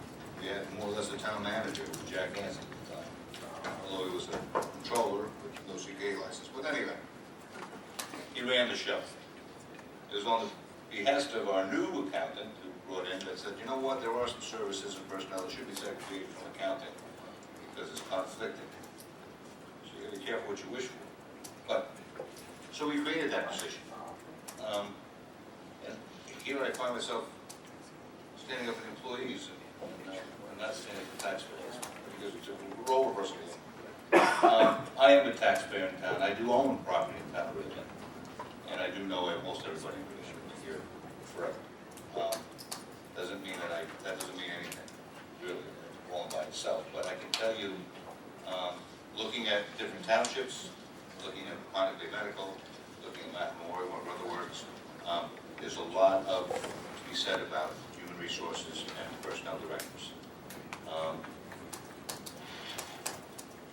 I think that the structure of government, it's difficult to eliminate that position. I really do. I mean, taking personalities out of it, taking conflict, whatever you want to take out, just looking at the structure of government, especially when you have unions, you have CBAs, collective bargaining agreements, you have all these issues, you really need a personnel director to head that off and to deal with it.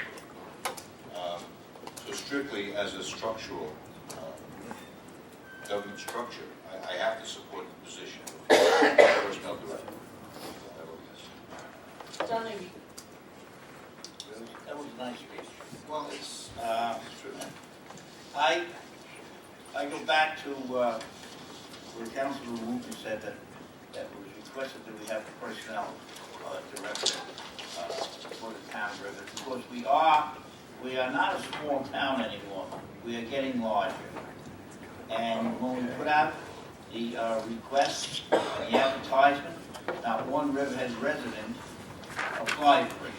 And I'm a person who will hire a Riverhead resident first before we hire anyone else that lives in a town.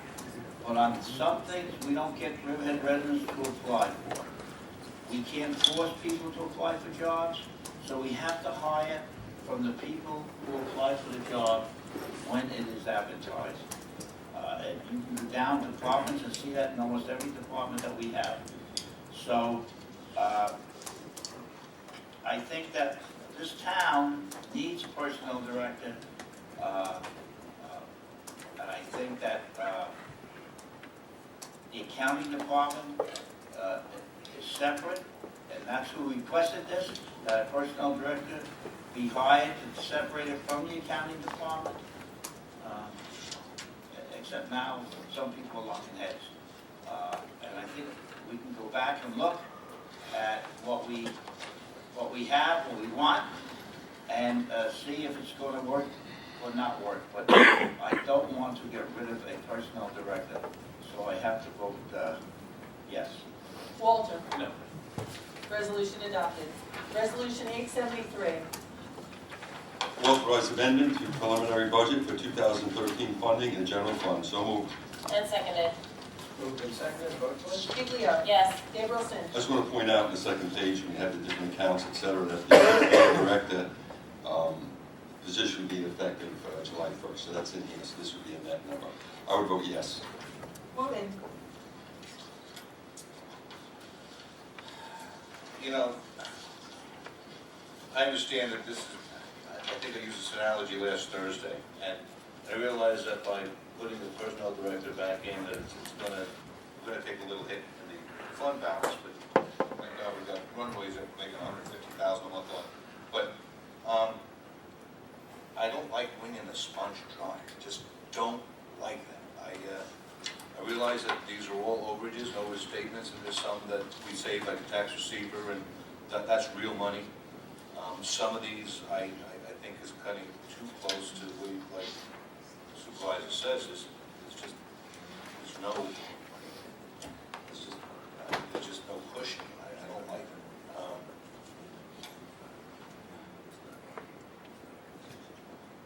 I'm gonna go for it. John Levy. I concur with Councilman Wooten. I want a youth board director all year, not a half a year. And I think that a lot of this stuff is departments need a little cushion in case emergencies come up. And we're taking out that cushion, and we're saying, whatever you have to spend. Now, gasoline goes up, employees go up, everything's going up, and I think this cushion of $91,000 is not going to reduce the tax rate in the town of Riverhead. All it's going to do is hinder our departments from trying to do a good job, especially when something comes up. So I too have to vote no. Walter? No. I will clarify that we will definitely look at the youth bureau. That's true. There's also the cuts with different council people and the town board coordinators in there too. Oh, I see. The resolution is not adopted. I didn't see that. Yeah, that's it. Yes, the raises, Jim Wooten, Councilman Gabrielson and myself are not taking the raises that were proposed in the budget. Right, well, that's it. Resolution 874. Authorizes amendment to preliminary budget for 2013 funding in the ambulance district. So moved. And second. Moved and seconded, vote please. Biglia? Yes. Gabrielson? Yes. Wooten? Yes. Dunleavy? Yes. Walter? Yes. Resolution adopted. Resolution 875. Increase petty cash juvenile aid bureau. So moved. Second. Moved and seconded, vote please. Biglia? Yes. Gabrielson? Yes. Wooten? Yes. Dunleavy? Yes. Walter? Yes. Resolution adopted. Resolution 876. Department of Justice JAB Youth Grant Budget Adjustment. So moved. And seconded. Moved and seconded, vote please. Biglia? Yes. Gabrielson? Yes. Wooten? Yes. Dunleavy? Yes. Walter? Yes. Resolution adopted. Resolution 877. General fund police, that's a budget adoption. So moved. And seconded. Moved and seconded, vote please.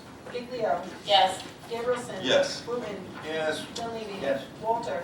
Yes. Resolution adopted. Resolution 878. Establishes date for the 13th annual Town of Riverhead Bonfire and Holiday Celebration. So moved. And second. Moved and seconded, vote please. Biglia? Yes. Gabrielson? Yes. Wooten? Yes. Dunleavy? Yes. Walter? Yes. Resolution adopted. Resolution 879. Rescind resolution number 591 entitled awards bid for GE Elville LED series Avery Post Top Streetlights. So moved. Second. Moved and seconded, vote please. Biglia? Yes. Gabrielson? Yes. Wooten? Yes. Dunleavy? Yes. Walter? Yes. Resolution adopted. Resolution 880. This is a general fund budget adjustment. So moved. And seconded. Moved and seconded, vote please.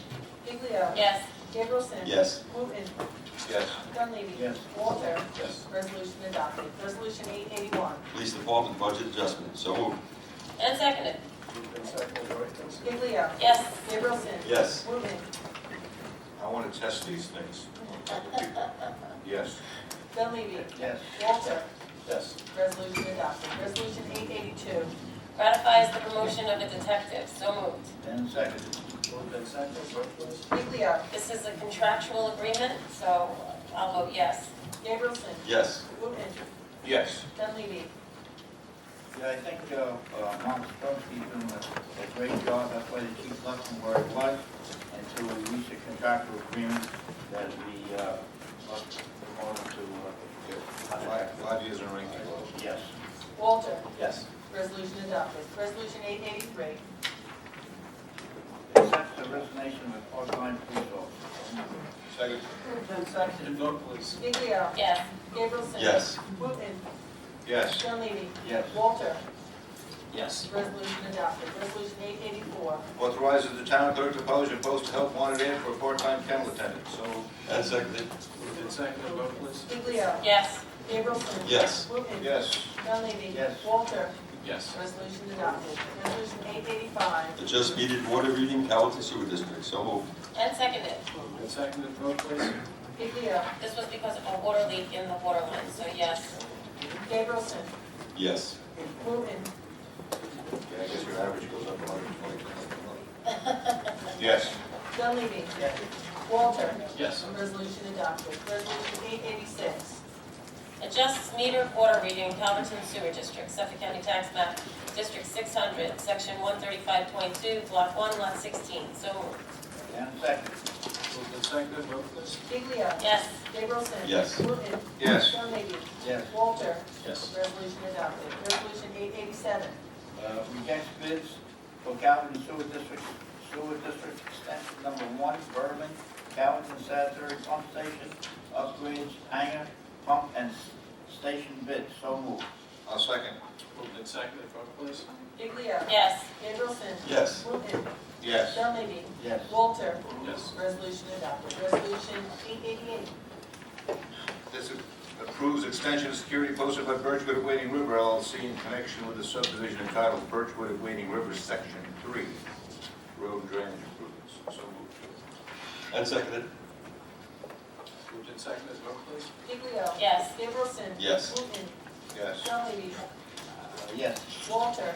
Yes. Resolution adopted. Resolution 889.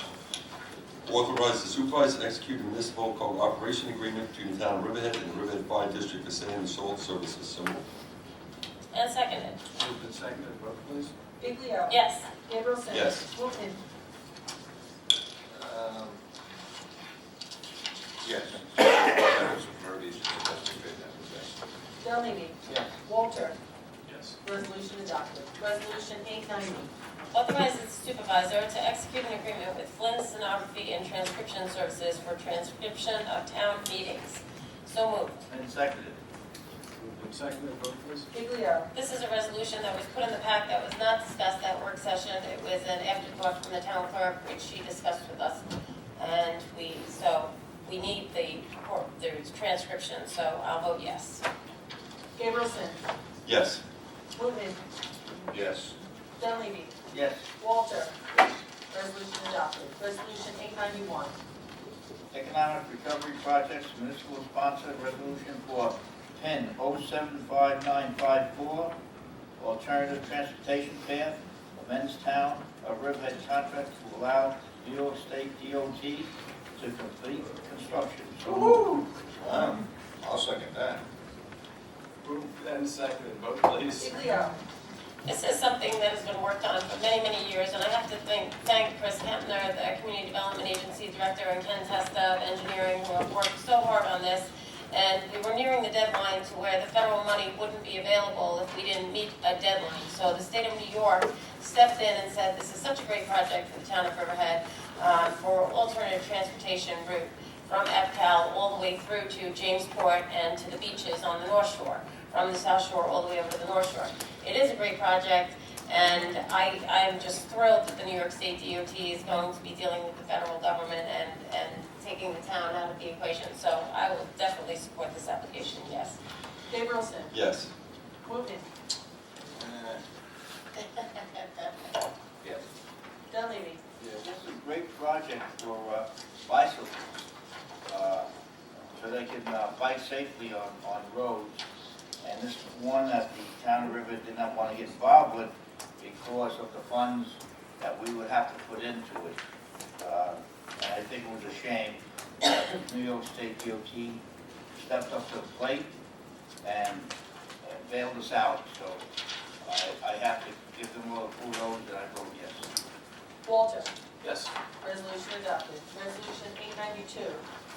This mirrors that, right? It's the design thing. The Economic Recovery Projects Municipal Sponsor Resolution for PIN 075954, Alternative Transportation Path, amends the town of Riverhead contract to design phase only. And seconded. Moved and seconded, vote please. Giglio. Yes. Gabrielson. Yes. Wooten. Yes. Donlevy. Yes. Walter.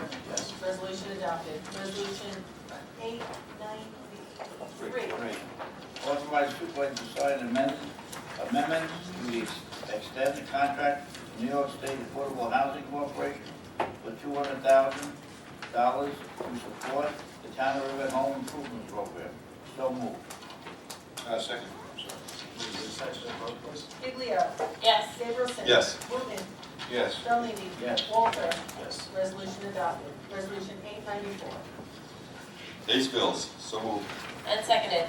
Moved and seconded, vote please. Giglio. Yes. Gabrielson. Yes. Wooten.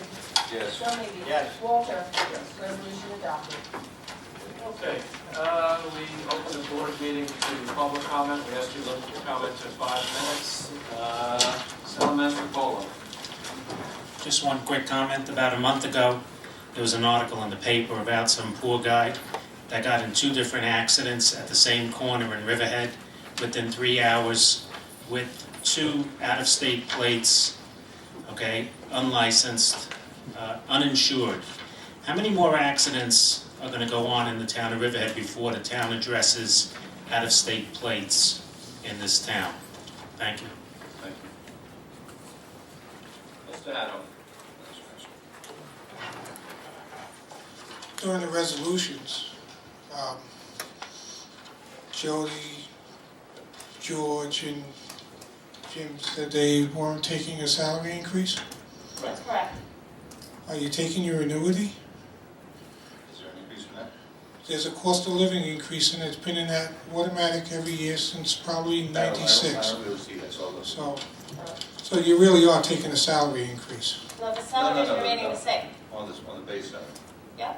but you're still taking a cost of living salary increase, which costs the taxpayers money, because it's coming into your annuity. The only difference is you might not put it in your pocket now, you'll put it in your pocket later.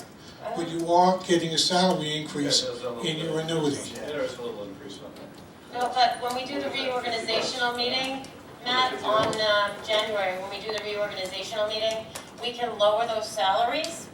And I was told that that was done back in the late 90s with Councilman Stark and Councilman Kusinowski, where their salaries were different from other board members. So we can still keep the same salaries that we were elected to.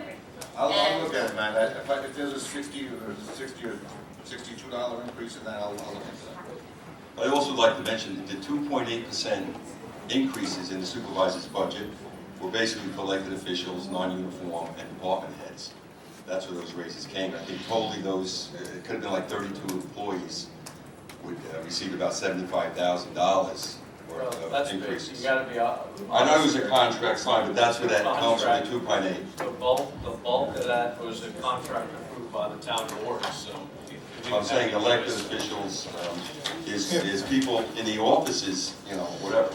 If you had a zero built into the budget, you would still get cost of living on your annuity. Yes, that's accurate. So you are getting an increase. Yes. I just want to say something, I know it's going around the board here, and I just want to, I'm not giving back my raise, and I'll tell you why. This town, I'm not in the retirement system. If I wasn't a town board member, I'd still be collecting my retirement. So this is not, so I'm not collecting my retirement as a town board member. So that's a good piece of change. Again, they don't have to pay into the retirement system for me. The 20%, that's $11,000 a year that they're paying for Jody and George into the retirement system. I don't take health insurance. So that's another $20,000 that I'm saving the town because I don't take health insurance. Again, Jody and George, Well, you get health we have insurance to through pay. his job, right? You get health insurance. Well, I through get your health insurance from the retirement system, which I would have got, a new member of this board, you would have to pay for. You don't have to pay for it for me. Listen, I didn't want to start a war between the council people. No, I didn't. I just wanted to make it clear that, and I love you guys, no hard feelings. I'm not asking you to justify anything. I wasn't going to mention medical benefits or anything else. Can we let John finish? Let John finish. Let John finish. Also, I don't collect a buyback from the town of $1,600 because I don't take family coverage. I'm entitled to that. So for the last 7 years, I haven't put in for that. Okay?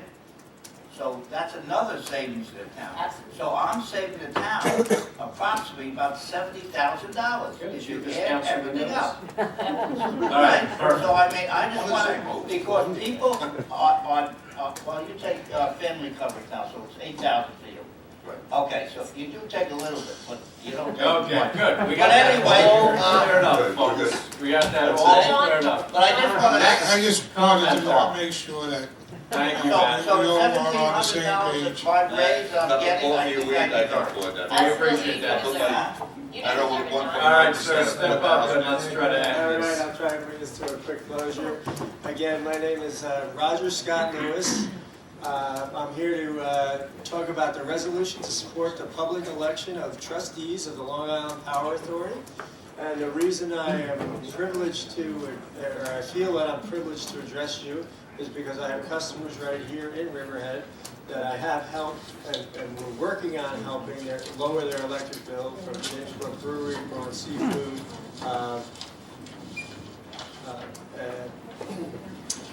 Prescott, and various other commercial customers out here on the North Fork. And what I'd like to do is just give you this.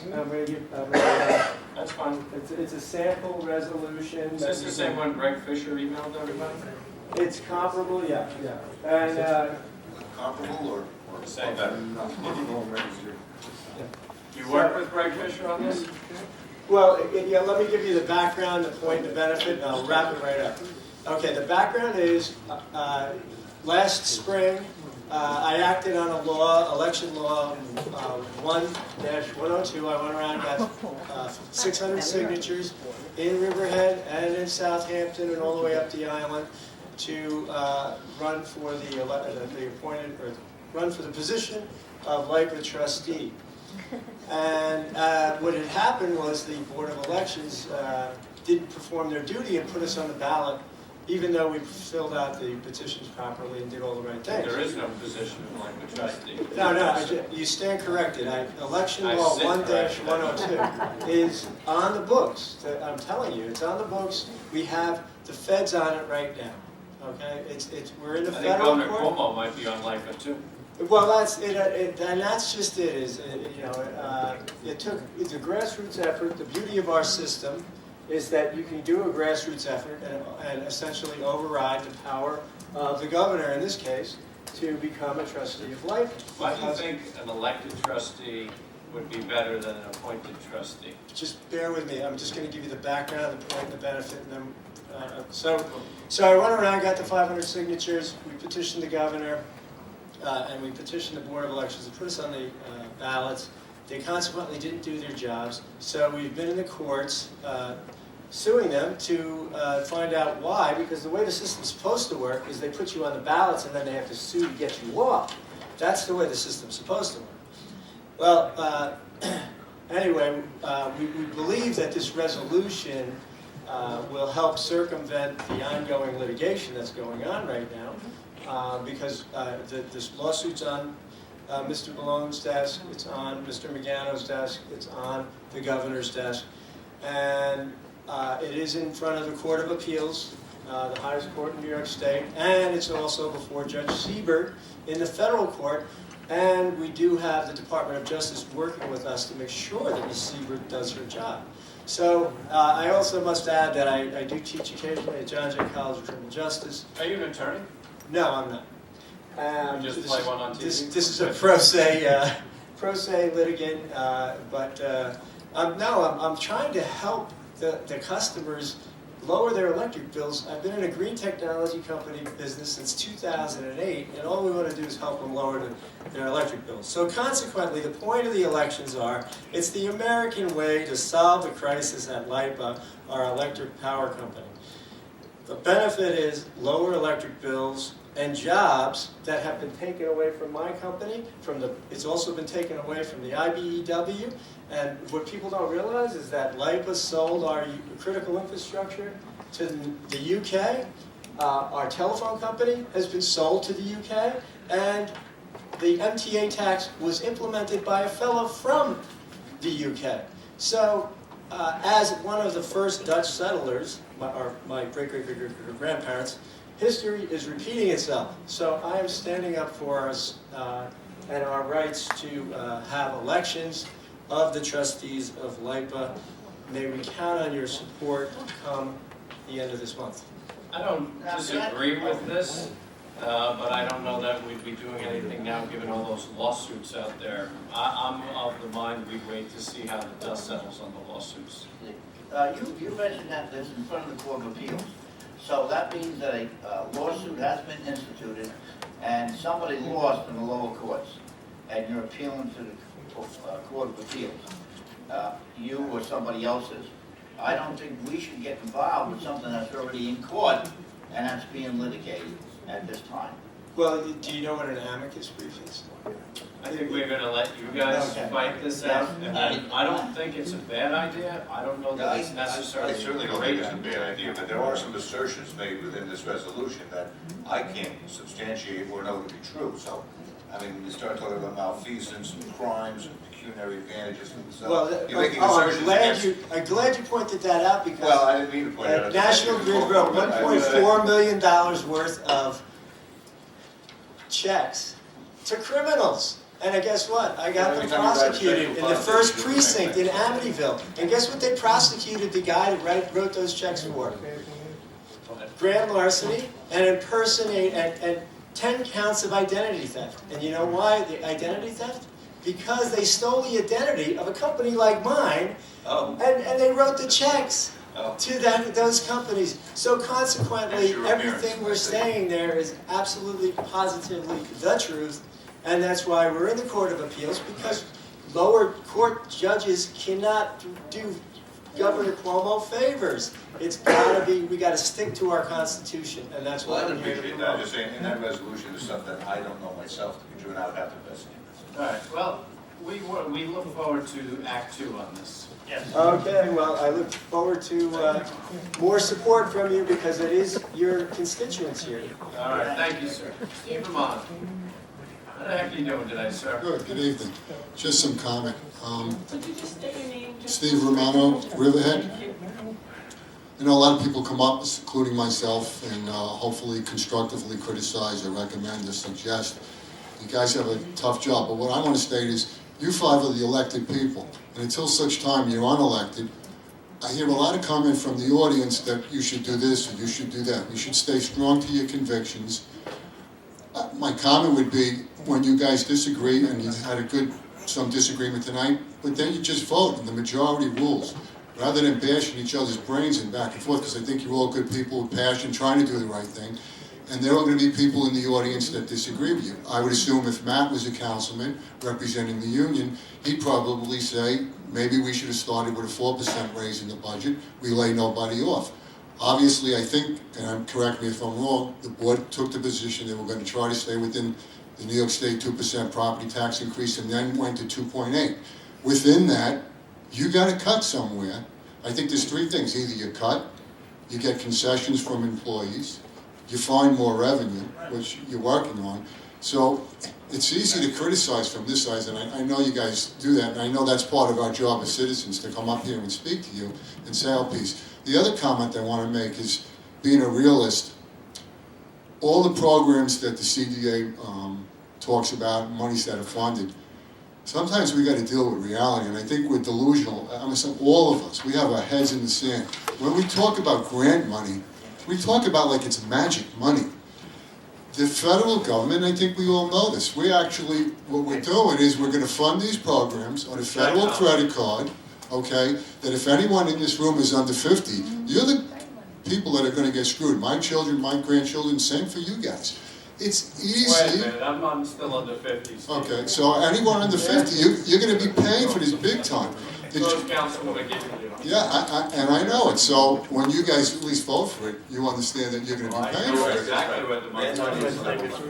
You know. And you know what, thank you so much for standing up and saying this, and it's incredible how much money is taken from our tax money, and when we buy something, where it goes, and it goes to fund these programs that come out as grant money.